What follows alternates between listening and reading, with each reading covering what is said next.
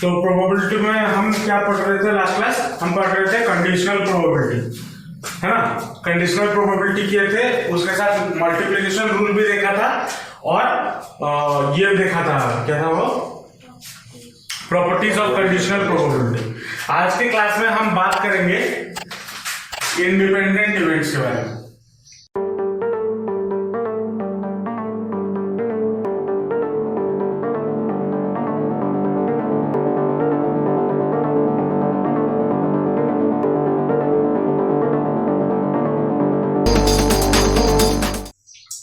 Independent events. अब independent events होते क्या है? नाम जैसा है वैसा ही है, इंडिपेंडेंट। अब इससे पहले जो कंडीशनल प्रोबेबिलिटी में हमें क्या मिल रहा था? Probability of A when B occurred is equal to probability of A intersection B divided by probability of B, ये मिल रहा था।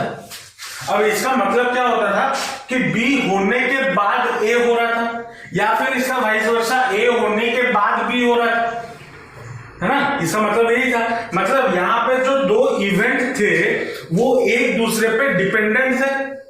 डिपेंडेंट थे मतलब अगर मान लो एक क्वेश्चन जो हमने लास्ट क्लास किया हुआ था कि अगर एक बैग में कुछ बॉल्स है, अगर मैं एक बॉल निकाल के रख दूं तो एक बॉल, चाहे वो 2 कलर के हो 4 कलर के हो, मैं अगर एक बॉल निकाल के रख देता हूं अलग से, तो उस एक इवेंट के वजह से जो मैं नेक्स्ट इवेंट करने जा रहा हूं, नेक्स्ट इवेंट क्या होगा? दूसरा बॉल निकालना।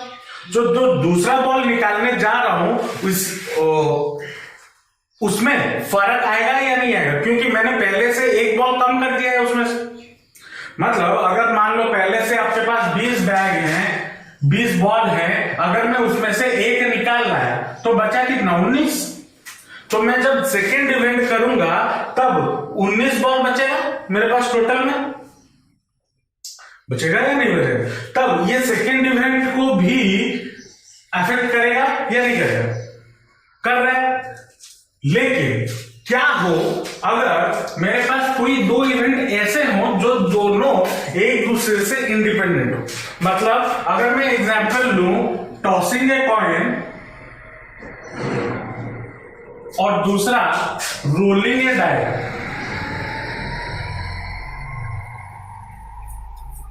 ये 2 अलग अलग इवेंट्स है। मैं यहां पे टॉस कर रहा हूं तो मुझे यहां पे हेड या फिर टेल मिलेगा। यहां पे मैं डाई को रोल कर रहा हूं तो 1 2 3 4 5 6 मिलेगा, मिलेगा या नहीं मिलेगा? अब इसका कोई भी इवेंट इसके कोई भी इवेंट के साथ लिंक थोड़ी है। मैं एक हाथ से कॉइन टॉस कर रहा हूं, दूसरे हाथ से डाई रोल करूंगा, यहां पे हेड आएगा या टेल आएगा? डाई रोल जो करने का इवेंट है, क्या वो इवेंट कॉइन वाले इवेंट को अफेक्ट कर रहा है? नहीं करेगा। जैसे फॉर एग्जांपल अगर मैं बोलूं एक हाथ से मैं टॉस किया तो मुझे हेड मिला, दूसरे हाथ से मैंने डाई रोल किया तो मुझे 4 मिला। अब क्या 4 और ये यहां पे जो टेल है वो क्या कनेक्टेड है? नहीं है ना। तो उस टाइप ऑफ इवेंट को हम बोलेंगे इंडिपेंडेंट इवेंट, ठीक है। उस टाइप ऑफ इवेंट को हम क्या बोलेंगे? Independent event. और जब इंडिपेंडेंट इवेंट होगा तब इंटरसेक्शन, जो प्रोबेबिलिटी हमारा होगा, जो फॉर्मूला है जो मुझे याद रखना है, probability of A intersection B is equal to probability of A into probability of B. ये कब होगा? जब जो दोनों इवेंट्स हमारा क्या होंगे? इंडिपेंडेंट होंगे, एक दूसरे पे डिपेंडेंट नहीं होंगे। जब हम क्वेश्चन करेंगे तब समझ में आ जाएगा कि कैसे हमें डिपेंडेंट और इंडिपेंडेंट कैसे होगा, वो कैसे पता चलेगा। क्वेश्चंस करने पे हमें पता चलेगा। लेकिन अभी के लिए हमारे पास फॉर्मूला क्या है? For independent event probability of A intersection B हमारा क्या हो जाएगा? Probability of A dot multiplied by probability of B. समझे? अब अगर मेरे पास n नंबर ऑफ इवेंट्स है, मतलब probability of A1 intersection A2 intersection A3 dot dot dot dot AN, अगर ये मुझे मिला तो मेरा प्रोबेबिलिटी क्या जो रिजल्टेंट होगा, और अगर ये n नंबर ऑफ इवेंट्स क्या है, इंडिपेंडेंट है, इंडिपेंडेंट है मतलब एक दूसरे पे वो डिपेंडेंट नहीं है, देन हमारा प्रोबेबिलिटी क्या होगा, probability of A1 into probability of A2 into probability of A3 dot dot dot dot probability of AN।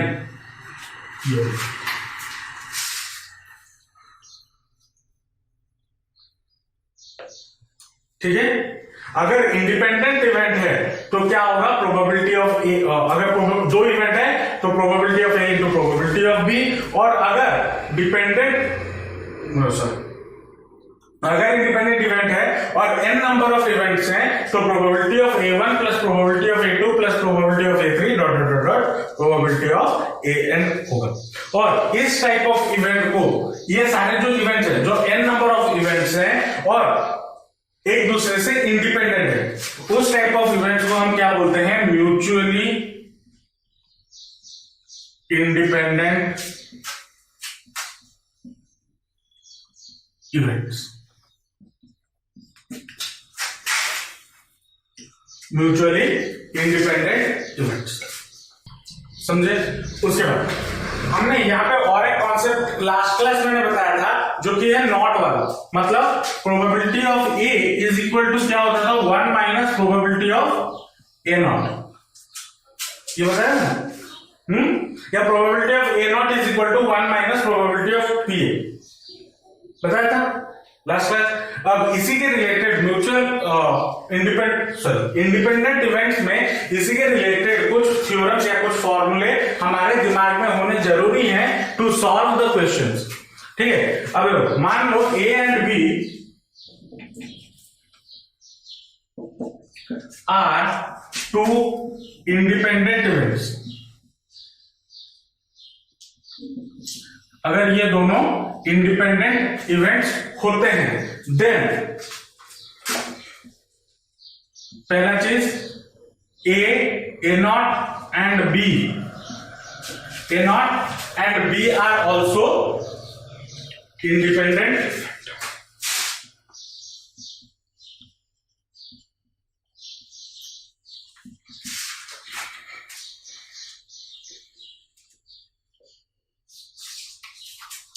दूसरा A and B not are independent,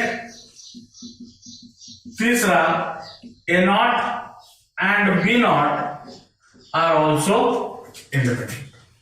ये कुछ बेसिक फॉर्मूलेज हैं जिसको हमें क्वेश्चन सॉल्व करने में जरूरत पड़ेगा। अगर कुछ और जरूरत पड़े तो मैं क्वेश्चन करते करते आपको बताते हुए जाऊंगा। ठीक है, पहले इतना लिख लो फिर क्वेश्चन पे चलेंगे। अब मान लो क्वेश्चन आपको पूछा है, a coin is tossed thrice and all 8 outcomes are equally likely. अब देखो ये जो क्वेश्चंस हैं ये आपके वन टाइप ऑफ क्वेश्चन है जो आपको इंडिपेंडेंट इवेंट्स में पूछ सकता है। एनसीईआरटी में भरा पड़ा हुआ है इसके बेसिस पे क्वेश्चन, तो ये दोनों क्वेश्चन भी एनसीईआरटी से ही है। ठीक है, वो दोनों या तीनों क्वेश्चन बोल सकते हो एनसीईआरटी से ही है, भरा पड़ा हुआ है इससे क्वेश्चन। ठीक है, तो एनसीईआरटी से क्वेश्चन कभी कभी डायरेक्टली भी एग्जाम में पूछ लेता है, जैसे ये वाला क्वेश्चन एग्जाम में डायरेक्टली पूछा गया था। ठीक है, तो एनसीईआरटी क्वेश्चंस को सॉल्व करना मत भूलना। तो क्वेश्चन क्या बोला है, a coin is tossed thrice and all 8 outcomes are equally likely. E एक इवेंट है such that the first throw results in head. F एक इवेंट है the last throw results in tail. Prove that events E and F are independent. यहां पर हमें proof करना है कि ये जो दोनों इवेंट है ई और एफ है, ये क्या होना चाहिए, ये क्या है, इंडिपेंडेंट है। अब इंडिपेंडेंट प्रूफ करने के लिए मुझे क्या करना होगा, अगर मेरा probability of A intersection B, अगर मुझे probability of A into probability of B मिल जाए, अगर मुझे ये मिल जाए, ये वाला पार्ट, और इसका वैल्यू अगर मैं इसको अलग से निकालूं और इसको अलग से निकालूं, अगर दोनों का वैल्यू इक्वल हो जाए तो हम क्या बोल सकते हैं, ए एंड बी दोनों इवेंट्स क्या है, इंडिपेंडेंट है। हमारा ऑब्जेक्टिव क्या है अभी के लिए, इस वाले क्वेश्चन को सॉल्व करने के लिए ऑब्जेक्टिव क्या है कि हमें प्रोबेबिलिटी ऑफ ए भी निकालना है और प्रोबेबिलिटी प्रोबेबिलिटी ऑफ बी भी निकालना है, उसके बाद ए इंटरसेक्शन बी भी निकालना है, जो कि हमें पता है, हम मल्टीप्लिकेशन रूल से सीखे हुए हैं कैसे निकालेंगे। अगर ये दोनों का वैल्यू मुझे सेम मिल जाता है, इक्वल मिल जाता है, देन हम क्या बोल सकते हैं, ए और बी दोनों क्या होंगे, इंडिपेंडेंट होंगे।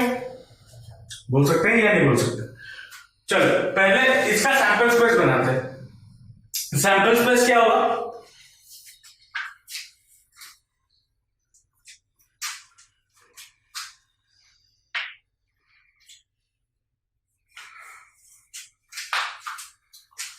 सैंपल स्पेस क्या होगा, let S be the sample space. कितना बार टॉस किया गया है, 3 बार, थ्राइस। तो 3 बार अगर टॉस किया गया है तो आपको इवेंट्स क्या क्या मिलेंगे, कितने आउटकम्स मिलेंगे टोटल, 8। क्या क्या होंगे, एच एच एच एच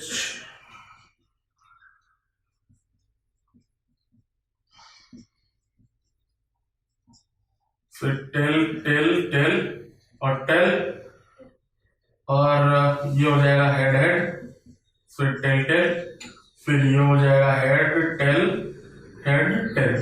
ये आपके सैंपल स्पेस हो जाएंगे एस का। अब आते हैं ई, देखते हैं ई में क्या बोला है। ई एक इवेंट है such that the first throw results in head. जो पहला थ्रो होगा वो क्या होगा, आपका हेड होगा। तो पहला थ्रो हेड कहां कहां पे है, पहले 4 में है ना। पहला थ्रो मतलब ये वाला पहला थ्रो है, ये वाला सेकंड थ्रो है, ये वाला थर्ड थ्रो है, ये टॉसिंग है, ठीक है। तो पहले थ्रो में हेड कहां कहां पे, ये 4 में। तो ई आपका क्या बन जाएगा, E will be equal to H H H H H H H T H T H और एच टी टी। ये आपका ई बन गया।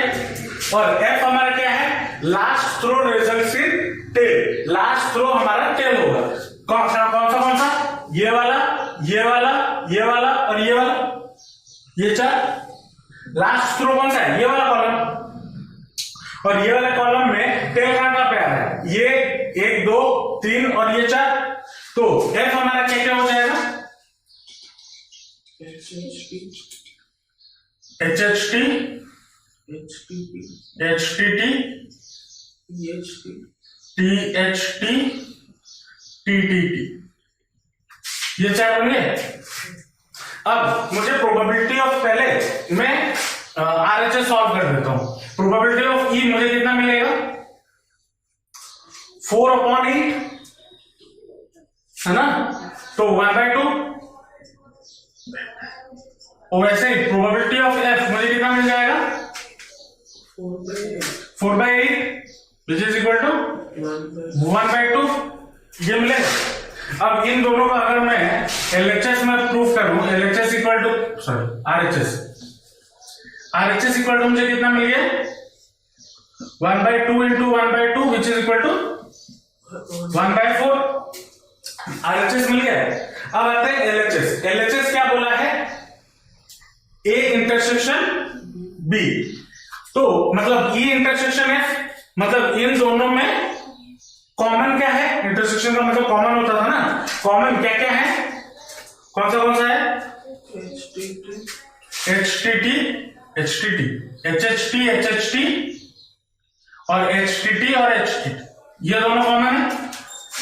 तो probability of A intersection B मुझे कितना मिल जाएगा, 2/8 विच इज इक्वल टू कितना, ये आपका क्या था एलएचएस, 1/4। आरएचएस भी 1/4 मिला। Therefore LHS is equal to RHS. Therefore E and F are क्या, यहां पे ए भी मत लिखना है, यहां पे E F are independent events. समझ में आया कैसे करना है, पक्का। चलो नेक्स्ट क्वेश्चन क्या बोला है, an unbiased die is thrown twice. मतलब एक डाई को 2 बार थ्रो किया गया। अब ये अनबायस्ड देख के डर मत जाना। अनबायस्ड मतलब जो बायस नहीं है। बायस का मतलब अगर मान लो कोई ऐसा डाई है जिसको उसको डालते हुए 10 बार अगर डाले 8 बार उसमें 2 आया तो वो बायस्ड है, मतलब उसका मैन्युफैक्चरिंग में कोई डिफेक्ट है, इसीलिए वो उस बार बार 2 आ रहा है। जो अनबायस्ड होता है वो एक परफेक्ट डाई होता है, आप कितने बार भी फेंको नंबर अलग ही आएगा। ठीक है, तो an unbiased die is thrown twice, 2 बार फेंका गया तो टोटल नंबर ऑफ आउटकम कितना हो जाएगा? 36, 6 to the power 2 होगा ना, तो टोटल नंबर ऑफ आउटकम। अब यहाँ पे ऐसे क्वेश्चन में हम क्या टोटल नंबर ऑफ आउटकम पूरा लिखेंगे?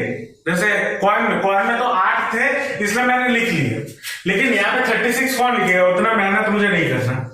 तो टोटल नंबर ऑफ आउटकम मुझे क्या मिल जाएगा? Total number of outcome 36। क्यों 36? क्योंकि 2 बार फेंका गया, मतलब 6 to the power 2, या फिर फॉर्मूला अगर याद नहीं है 6 to the power n for a die, where n is the number of time it is thrown. ठीक है, उसके बाद क्या बोला है? Let A be the odd number on the first throw. पहले थ्रो पे मुझे क्या मिला? एक ऑड नंबर मिला, मतलब ए क्या है? Odd number on first throw.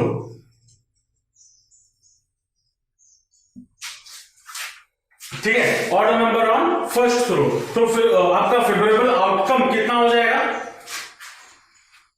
देखो अब यहाँ पे फेवरेबल आउटकम के बारे में बाद में बात करेंगे, पहले 2 इवेंट को ये कर देते। ए बी क्या है? Order number on the second throw. B क्या है? Order number on the second throw. चलो अब इसको जरा समझते हैं। जब पहली बार मैंने ए को, मतलब पहली बार 2 डाई है तो 2 डाई एक साथ मान लो टॉस किया है, एक साथ रोल किया है। ठीक है, तो पहला ए क्या है? जब पहला थ्रो हुआ तब मुझे ऑड नंबर मिले, तो एक डाई में कितने ऑड नंबर हो सकते हैं? 3 हो सकते हैं, 3 लिख लिया। उसके बाद 2 डाई को एक साथ थ्रो किया जा रहा है ना। अब देखो मैंने यहां पे बोला था कि थ्रोन ट्वाइस, 2 बार फेंकना, एक साथ 2 डाई फेंकना बराबर होता है, सेम चीज। एक डाई को 2 बार फेंकना, 2 डाई को 1 बार फेंकना, दोनों कंडीशन बराबर। एक कॉइन को 3 बार टॉस करना, 3 कॉइन को एक साथ टॉस करना, बराबर, आउटकम हमें सेम मिलेंगे। ठीक है, तो अगर जब मैं पहली बार एक डाई को रोल किया तो दूसरा बार जब रोल किया, दूसरा बार मुझे ऑड मिलेगा या इवन मिलेगा, उससे कुछ फर्क पड़ता है? मेरा फर्स्ट वाला कंडीशन क्या है? Odd number is an, first throw में ऑड नंबर है, फर्स्ट थ्रो में 3। अब देखो इसको समझना जरा। मान लो ये 2 डाई है, इन दोनों डाई को मैंने रोल किया। ठीक है, हो सकता है इसमें ऑर्डर नंबर आ जाए, लेकिन इसमें तो इवन नंबर आ सकता है, या नहीं आ सकता? समझ रहे हो? तो पहले थ्रो में, फर्स्ट थ्रो में मुझे एक तो ऑर्डर नंबर मिलेगा, मतलब कितने ऑर्डर नंबर मिलेंगे? 3। लेकिन दूसरे वाले डाई में 6 इवन नंबर तो मिलेंगे, सॉरी 6 उसके जो नॉर्मल आउटकम्स होते हैं वो तो मिलेंगे। तो इसके लिए क्या हो जाएगा? 3 into 6। नहीं समझ आया क्या हुआ? हाँ, एक बार डाई को रोल करने पे तो आपका टोटल नंबर ऑफ आउटकम कितना होता है? 6 कैसे? पहला जो कंडीशन है वो है ऑड नंबर के लिए, लेकिन जो दूसरा, अब मैंने क्या बोला कि 2 डाई को रोल करना, एक डाई को 2 बार रोल करना, 2 डाई को एक साथ रोल करना बराबर है ना? ये समझ में है? मैं यहाँ पे 2 डाई को एक साथ रोल कर रहा हूं। जब 2 डाई को एक साथ रोल करूंगा, हो सकता है इसमें ऑड आए, लेकिन इसमें तो इवन आ सकता है, इसमें इवन या ऑड कुछ भी आ सकता है। तो टोटल नंबर ऑफ आउटकम इसके लिए कितना होगा? लेकिन इसके लिए क्या होना चाहिए? 3। तो total number of outcome for a कितना हो जाएगा? 18। 6 into 3, तो प्रोबेबिलिटी ऑफ ए आपका कितना मिल जाएगा? 18/36 होगा या नहीं होगा? होगा या नहीं होगा, मुझे इसलिए ना मुझे इसलिए तो पहुंचा कौन मुझे इसलिए एक्चुअली जो 3টা ଆସିଲା 3টা ଫର୍ଷ୍ଟ ଏ ଅଡ୍ ନମ୍ବର ଫର୍ଷ୍ଟ ଥ୍ରୋରେ ଯୋଉଟା ଆସିଲା ସେଟା ଏଟା ଅଲଗା ଅଲଗା ଇଭେଣ୍ଟ। ହଁ ମାନେ ଫର୍ଷ୍ଟରେ ଆପଣଙ୍କର 3 ମାନେ ଇଏ କଲେ କଣ ମାନେ ତିନିଟା ଇଏ ଆଉଟକମ୍ସ ବାହାରିଲା। ତିନିଟା ଆଉଟକମ୍ ବାହାରିଲା, ସେଥିରେ ବି 6ଟା ଆଉଟକମ୍ ବାହାରିଛି। ଆରେ ତୁ ଯେତେବେଳେ ଦିଟା ଡାଇକୁ ଥ୍ରୋ କରିବୁ ତୋର 6ଟା ଆଉଟକମ୍ ବାହାର କରିବାର ଆସିବାର ଚାନ୍ସେସ୍ ଅଛି। ମତ ବୁଝ, ଯେତେବେଳେ ମୁଁ ଦିଟା ଯାକ ଡାଇକୁ ଏକା ସାଙ୍ଗରେ ଥ୍ରୋ କରିବୁ ଏଥିରେ ବି 6ଟା ଆଉଟକମ୍ ଆସିବ, ଏଥିରେ ବି 6ଟା ଆଉଟକମ୍ ଆସିବ। এই जो फर्स्ट 6টা आउटकम रु मते ऑड केतना मिलियो, किंतु मोर सेकंड डाय तो किसी रिलेशन नहीं ना, तो एथे तो 6टा और 6टा ही मिलला, तो 3 into 6 मुझे असला ना मुझे असला। उसके बाद सेकंड में क्या बोला, वही सेम चीज आज जो मैंने पहले वाले के साथ किया। अब सेकंड में मुझे कितना मिलेगा, पहला जो डाय होगा उसमें 6 आउटकम आएंगे ही आएंगे, कुछ भी है मुझे फर्क नहीं पड़ता 6, लेकिन जो दूसरा डाय होगा उसमें मुझे ऑड चाहिए, तो कितना आएंगे 3। अब समझ में आ रहा है, तो प्रोबेबिलिटी ऑफ बी मुझे कितना मिल जाएगा 18/36 मिलेगा या नहीं मिलेगा, मिलेगा। अब अगर मैं इन दोनों को मल्टीप्लाई कर दूं, ये हो गया आपका LHS, सॉरी RHS, तो क्या होगा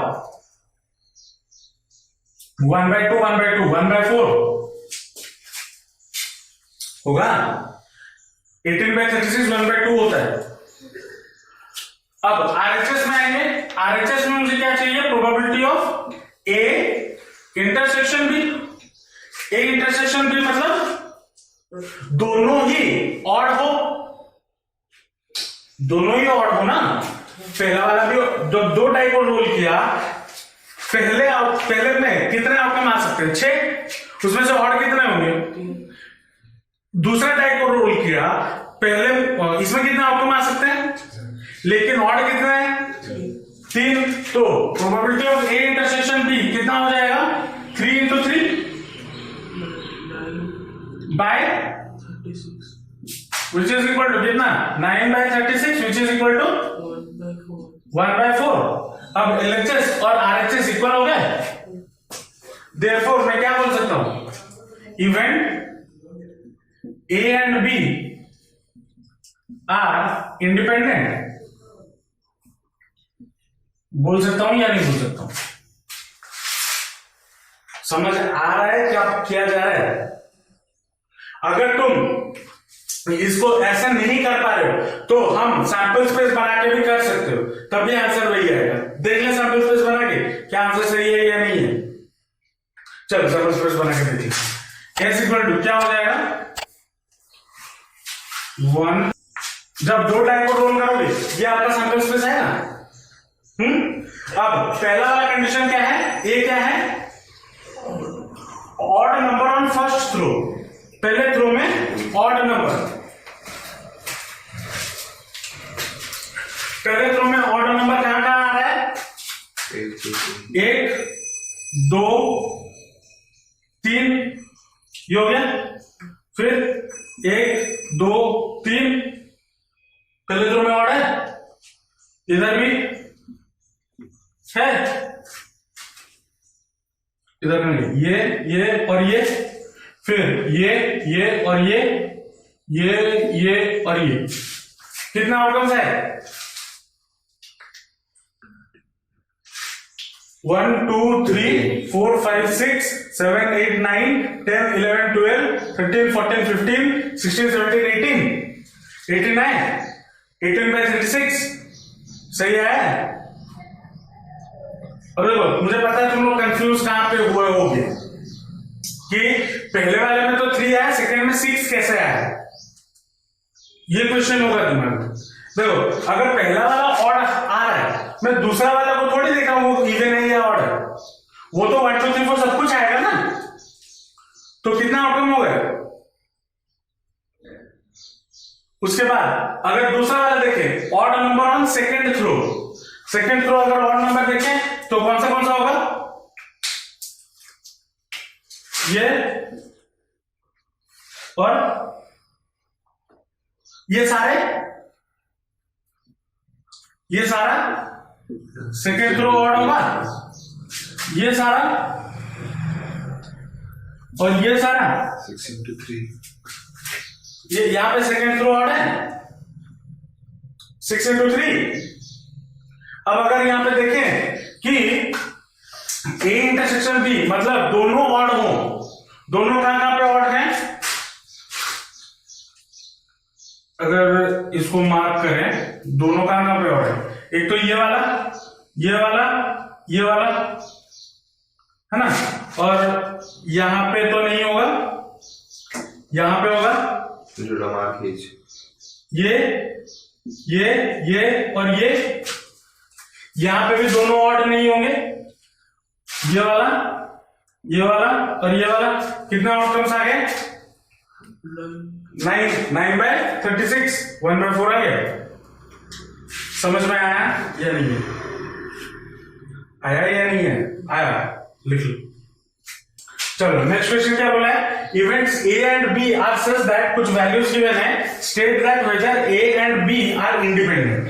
यहां पे हमें गिवन क्या है, पी ऑफ ए गिवन है जो कि है 1/2, पी ऑफ बी गिवन है जो कि है 7/2, P of A not union B not given है जो कि है 1/4। और हमें पूछा क्या है, बोला है प्रूव करने के लिए state that the event are independent और नॉट।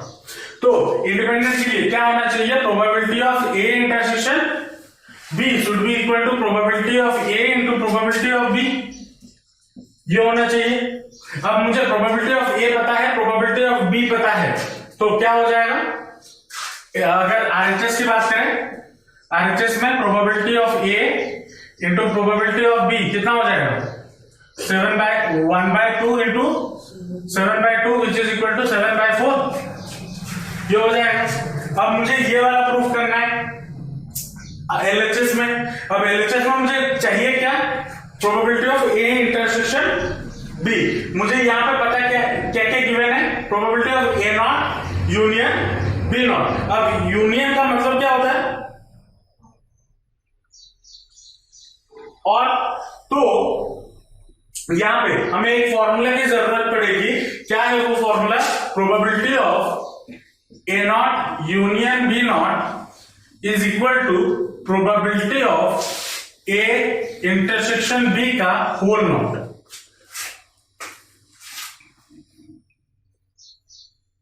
ठीक है, ये दोनों सेम ही होता है, ठीक है।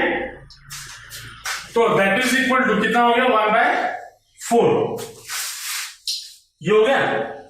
अब प्रोबेबिलिटी ऑफ ए, अगर देखो यहां पे प्रोबेबिलिटी ऑफ ए नॉट हमारा इक्वल टू कितना होता था, 1 minus probability of P A, ये होता था। तो probability of A intersection B हमारा क्या हो जाएगा, 1 minus probability of A intersection B का नॉट, ये होगा या नहीं होगा। अरे जैसे ये हो रहा था, अच्छा इसको अगर उल्टा कर ले, यहां पे नॉट हटा के यहां पे नॉट लगा, ये भी तो होता है ना, probability of A is equal to 1 minus probability of A not. वैसे ही probability of A intersection B, ये बेसिकली ए या फिर ए इंटरसेक्शन, ये सब क्या है, ये एक सेट है, सेट ही तो है। तो probability of A intersection B will be equal to 1 minus probability of A intersection B का होल नॉट होगा। तो that will be equal to कितना, 1 minus 1/4, that is equal to कितना हो गया, 4 माइनस 1 3/4, ये मिला।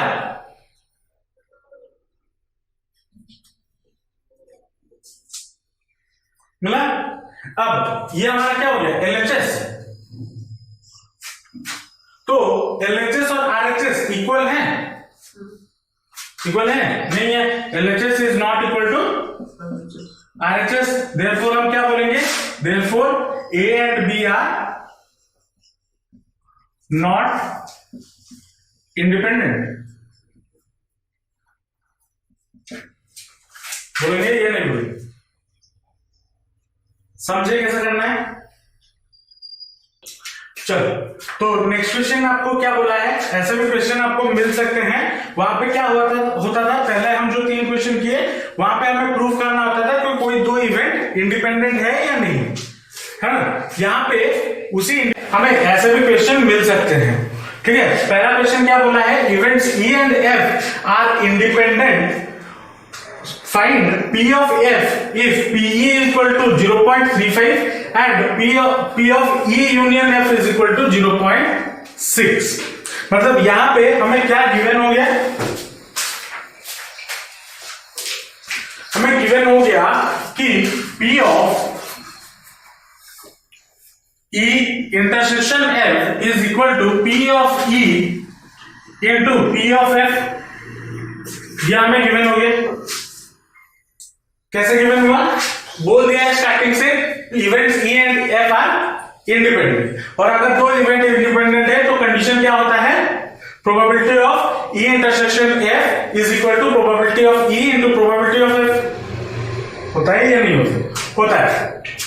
उसके बाद हमें गिवन क्या क्या है, पी ऑफ ई गिवन है, पी ऑफ ई गिवन है और पी ऑफ एफ पूछा है। मतलब मुझे ये वाला इंटरसेक्शन चाहिए, ये वाला वैल्यू अगर मिल जाए, ये पहले से पता है तो मुझे ये वाला वैल्यू मिल जाए, मिलेगा या नहीं मिलेगा, मिल जाए। लेकिन मुझे ये वाला वैल्यू तो पता नहीं है, बस ये वाला पता है। तो ये वाला कैसे कैलकुलेट कर सकते हैं, इसको कैलकुलेट करने के लिए हमें और एक चीज गिवन है, P of E union F, ये गिवन है।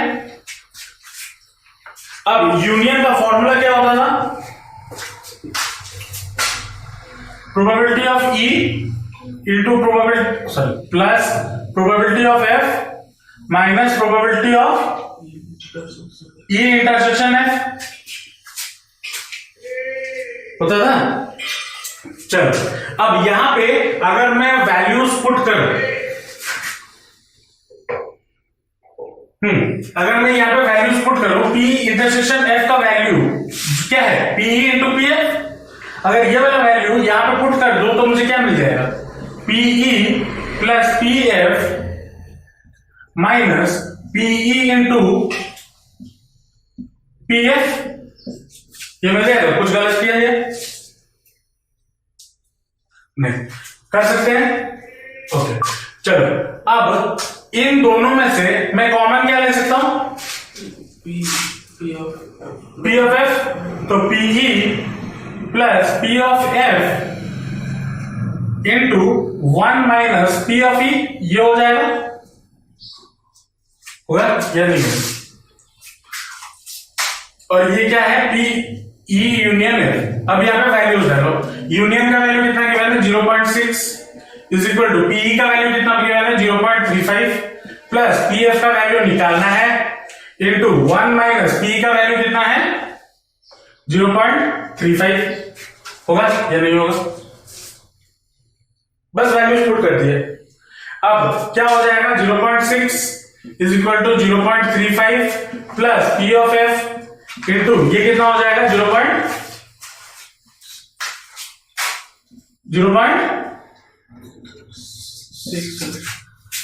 ये मत सॉल्व करने में इतना टाइम लग रहा है, तो 0.35 अगर इस तरफ आ जाएगा तो क्या हो जाएगा, सब्सट्रैक्ट।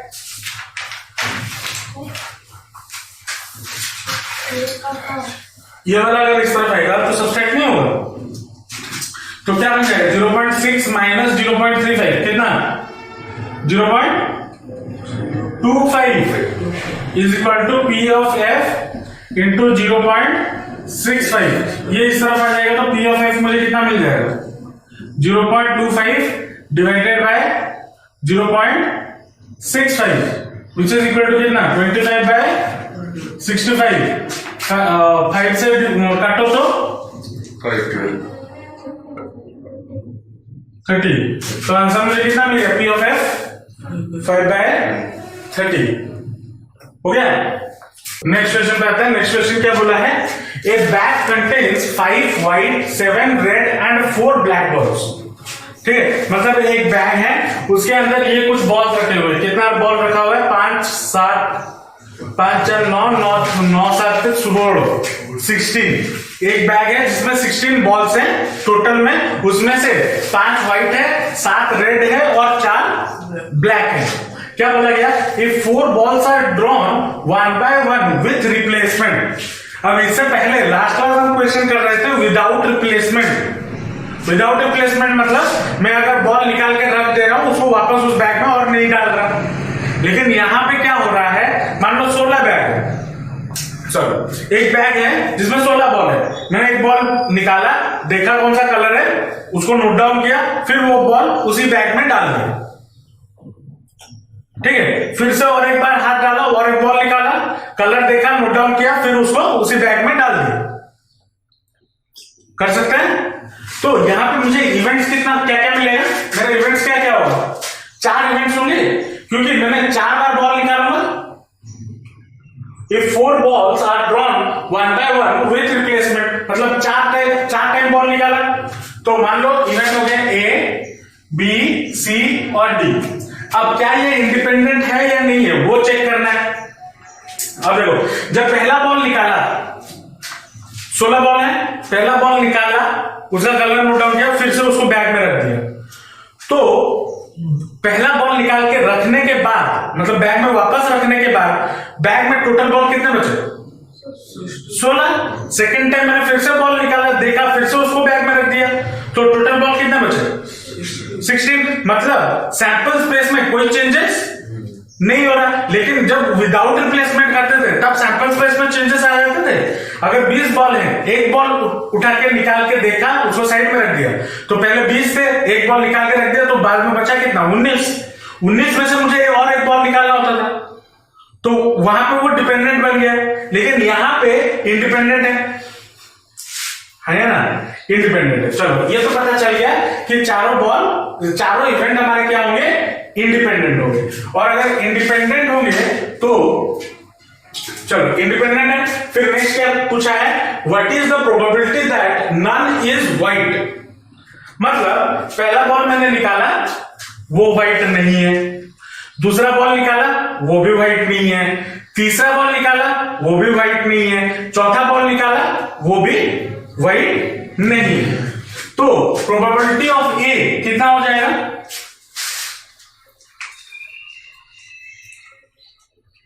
व्हाइट बॉल कितने हैं? 5। और बाकी बॉल, कलर के बॉल्स कितने हैं? 7 और 4 विच इज इक्वल टू 11। मतलब जब मैं बॉल निकालूंगा, चांसेस ये है कि मैं ये 11 बॉल्स ही बाहर निकालूं। नहीं समझे मुझे? क्वेश्चन में क्या है? कोई भी व्हाइट नहीं हो। तो अगर कोई भी व्हाइट नहीं होगा तो जो बॉल निकालूंगा वो क्या होगा? रेड या फिर ब्लैक। तो रेड और ब्लैक होने के लिए कितने टोटल बॉल्स हैं रेड और ब्लैक के? 11। तो प्रोबेबिलिटी ऑफ ए कितना बन जाएगा? 11 बाय 16। टोटल बॉल कितने हैं? 16। प्रोबेबिलिटी ऑफ बी कितना हो जाएगा? बी क्या है? सेकेंड टाइम मैंने बॉल निकाला, अब वो इन 11 बॉल में से होगा, क्योंकि वो भी व्हाइट नहीं हो सकता ना, वो भी व्हाइट नहीं है, नॉन इज व्हाइट, कोई भी व्हाइट नहीं है। तो ये कितना हो जाएगा? P of B 11 by 16। वैसे P of C 11 by 16, P of D होगा। समझे कैसे है? अब what is the probability that none is white, मतलब इनका इंटरसेक्शन ना। तो probability of A intersection B intersection C intersection D is equal to कितना हो जाएगा? मैंने क्या देखा था? ये इंडिपेंडेंट इवेंट है, तो probability of A into probability of B into probability of C into probability of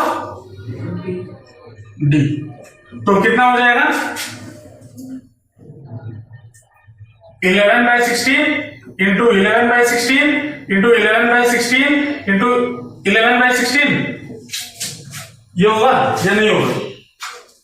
या फिर मैं इसको क्या लिख सकता हूं? 11 by 16 टू द पावर 4। इसको सॉल्व कर देना, अगर कैलकुलेटर पास हो, अगर नहीं हो 11/16 का होल टू द पावर 4 लिख दो, कोई फर्क नहीं पड़ता। ये प्रोबेबिलिटी होगा कि कोई व्हाइट बॉल ना हो। अब अगर यहां पे क्वेश्चन में दिया था कि नॉन ऑफ इज व्हाइट, अगर क्वेश्चन ये होता कि ऑल आर व्हाइट, तो क्या हो जाएगा? तो यहां पे 5/16, 5/16, 5/16, 5/16, क्यों? क्योंकि टोटल नंबर ऑफ बॉल कितने? 5 व्हाइट बॉल। इधर ऐसे भी कर सकते हो, या फिर 1 माइनस 11/16 टू द पावर 5। ये क्या है? नॉन ऑफ व्हाइट ना, तो व्हाइट निकालने के लिए मुझे क्या करना होगा? 1 माइनस इतना कर दो, जितना व्हाइट आना चाहिए वो आ जाएगा। तो समझे या नहीं समझे? समझ में आया? पक्का? चलो नेक्स्ट क्वेश्चन क्या बोला है? नेक्स्ट क्वेश्चन बोला है ए bag contain 3 red and 5 black ball. मतलब यहां पे अगर देखो, ये मान लो बैग 1 है, बैग 1 में क्या है? 3 रेड बॉल और 5 ब्लैक बॉल, 1 2 3 4 5, है ना? और दूसरा, and the second bag contains 6 red and 4 black ball. मतलब ये मान लो बैग 2 है, इसमें कितने रेड है? 6, 1 2 3 4 5 6, और ब्लैक कितने हैं? 4, 1 2 3 4। ठीक है। अब a ball is drawn from each bag, इसमें से एक बॉल निकाला गया, इसमें से एक बॉल निकाला गया। ठीक है। Find the probability that both are bit 1 में रेड और बिट 2 में ब्लैक। चलो पहले बिट 1 सॉल्व करते हैं रेड के लिए। ठीक है। अब इसमें से एक बॉल निकाला गया, तो प्रोबेबिलिटी ऑफ गेटिंग रेड क्या होगा? बैग 1 के लिए 3/7। तो probability of getting a red कितना हो जाएगा? 3/7। और बैग 2 के लिए प्रोबेबिलिटी ऑफ गेटिंग रेड कितना हो जाएगा?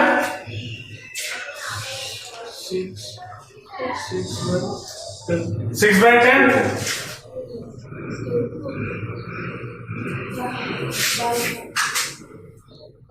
हाँ होगा। Probability of getting red in bag 1 3/8, probability of getting red in bag 2 6/10। अब ये दोनों इवेंट्स क्या कनेक्टेड है? देखो दो अलग अलग बैग है, मैं बोला अनुष्का तुम इसमें से बॉल निकाल लो, और अंकित मान लो तुम इसमें से बॉल निकालो। तुम दोनों क्या बातचीत करके निकालोगे? तुम दोनों को अलग अलग रूम में रख दिया, तो तुम दोनों कनेक्टेड नहीं हो। हाँ, अगर वो रिलेशन हो तो कनेक्टेड हो सकता है, लेकिन मुझे पता नहीं है, तो कनेक्शन नहीं है, तो क्या होगा? इंडिपेंडेंट होगा। तो अगर इंडिपेंडेंट है तो therefore probability of getting red from both bag 1 and 2 कितना हो जाएगा? ये इंटू ये, तो दैट इज इक्वल टू कितना? 3/8 into 6/10 which is equal to कितना हो जाएगा? कट करो, 2 से कटेंगे तो और कुछ कटेगा? हाँ, 9/40। तो प्रोबेबिलिटी ऑफ गेटिंग रेड दोनों बैग मिला के कितना हो जाएगा? समझे कैसे किया गया? पक्का? डायग्राम बनाया हूं इसलिए थोड़ा आसानी होगा करने के लिए। अगर एग्जाम हॉल में आपको क्वेश्चन समझ नहीं आ रहा तो एक छोटा सा रफ डायग्राम बनाना। ठीक है, मेरे पास यहाँ पे अलग अलग कलर के पेन थे तो मैंने बना दिया, तुम्हारे पास नहीं है तो बॉल के अंदर रेड आर या यहाँ पे ब्लैक बी लिख लेना, तो वो समझ में आ जाएगा। ठीक है, टाइम थोड़ा लगेगा लेकिन क्वेश्चन सही होगा। ठीक है, उसके बाद बिट 2 में क्या पूछा है? Black ball. अब ब्लैक के लिए प्रोबेबिलिटी ऑफ गेटिंग ब्लैक क्या हो जाएगा? इधर कितना ब्लैक बॉल है? 5, तो 5 बाय 8। और यहां पे बैक 2 के लिए प्रोबेबिलिटी ऑफ गेटिंग ब्लैक कितना है? 4 बाय 10। तो total probability of getting both black in both the bags कितना हो जाएगा? कितना हो जाएगा? 5 बाय 8 इंटू 4 बाय 10। ये हो जाएगा आपका 2, ये हो जाएगा 2, 1 bye 4। Probability of getting a bag, a black in both the cases, both the bags कितना हो जाएगा? 1 by 4। समझ में आया? देखो प्रोबेबिलिटी अगर प्रैक्टिस नहीं करोगे बहुत डराएगा। क्वेश्चन को प्रैक्टिस करो। एनसीईआरटी बुक में है, एनसीईआरटी बुक ही करो पहले। अभी अगर नहीं करोगे तो रुला देगा पूरा। प्रैक्टिस करोगे सबसे आसान है और सबसे मार्क फेचिंग टॉपिक है। कॉन्सेप्ट समझना कोई बड़ी बात नहीं है, क्वेश्चन लगाना और तो पॉइंट दिमाग कैसे चल रहा है वो इंपॉर्टेंट है। तो क्वेश्चन इससे सॉल्व करना, ठीक है। यहां पे हमने आज की क्लास, लास्ट 2 क्लास में क्या देखा था? Conditional probability. आज की क्लास में क्या देखा? इंडिपेंडेंट इवेंट्स देखा ना। नेक्स्ट क्लास हमें ऐसे भी क्वेश्चन मिलेंगे जहां पे कंडीशनल प्रोबेबिलिटी और इंडिपेंडेंट इवेंट दोनों मिक्स्ड हो क्वेश्चंस में। नेक्स्ट क्लास हम उसी के बेसिस पे क्वेश्चंस करेंगे जहां पे हमारा कंडीशनल प्रोबेबिलिटी भी यूज हो रहा होगा और इंडिपेंडेंट इवेंट भी यूज हो रहा होगा, ठीक है। दोनों को मिक्स किया जाएगा। दोनों कॉन्सेप्ट समझ में आए? पक्का? चलो मिलते हैं नेक्स्ट क्लास। Bye bye.